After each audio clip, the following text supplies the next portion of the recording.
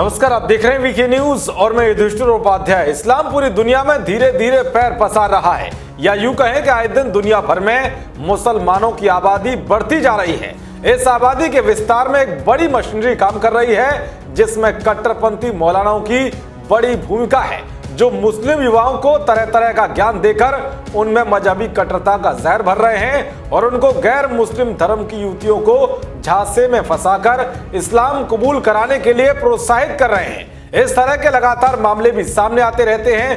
हैरानी की बात तो यह है कि कट्टरपंथी मौलाना अपनी कौम के युवाओं को इस्लाम के प्रति इतना कट्टर बना देते हैं कि उन्हें दूसरे धर्म के लोग काफिर दिखने लगते हैं। अगर किसी ने भी इनके धर्म के बारे में छोटी सी भी टिप्पणी कर दी तो ये तुरंत सर कलम करने के लिए उतावले हो जाते हैं। यही वजह है कि आज दुनिया भर में मुसलमानों को शक की निगाह से देखा जा रहा है और उन्हें जलील भी किया जा रहा है। पूरी दुनिया में मुसलमान जलील हो रहा है। आज दाढ़ी वालों को देखकर लोग टेररिस्ट कह रहे हैं। आज मुसलमानों के चेहरों पर दूसरी कौमें थूक रही हैं। कभी सोचा इसकी वजह क्या है?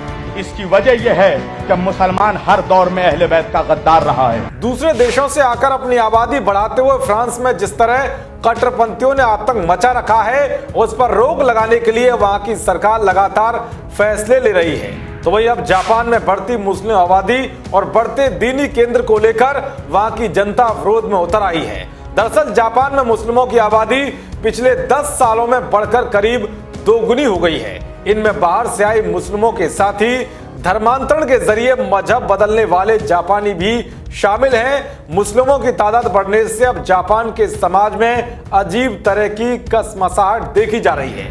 जापान में मुसलमानों की संख्या बढ़ने पर वहां के बहुसंख्यक बौद्ध समाज से उनका वैचारिक टकराव शुरू हो गया है। कन्वर्ट हुए मुसलमान अपने लिए ज्यादा कब्रिस्तानों की मांग कर रहे हैं, जबकि जापान की 99% बौद्ध आबादी दाह संस्कार करती आई है।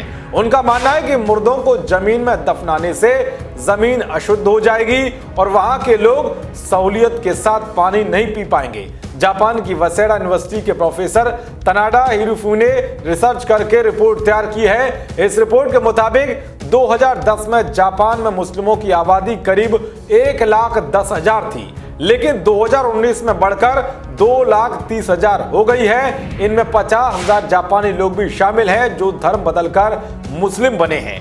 मुस्लिमों की संख्या बढ़ने की वजह से जापान में मस्जिदों की संख्या बढ़कर 110 से ज्यादा हो गई है, जबकि 2001 में ये संख्या केवल 24 थी।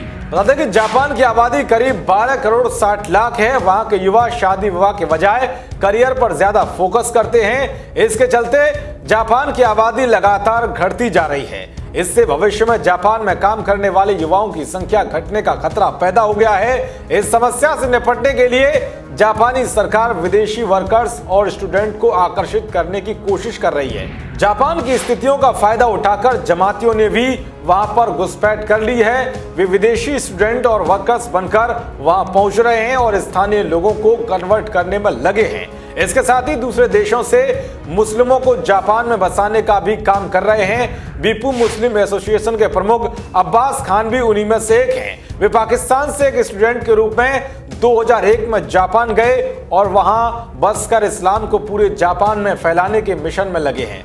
देश में मुस्लिमों की बढ़ती तादाद से जापानियों में बेचैनी बढ़ रही है। वे उनकी मस्जिदों और देश में हिजाब बुर्का कल्चर बढ़ने का विरोध कर रहे हैं। जापानियों का कहना है कि विदेशियों को देश में बसने और काम करने की मंजूरी दी जानी चाहिए, लेकिन बाहर से आने वाले लोगों को स्थानीय संस्कृति का सम्मान करना चाहिए।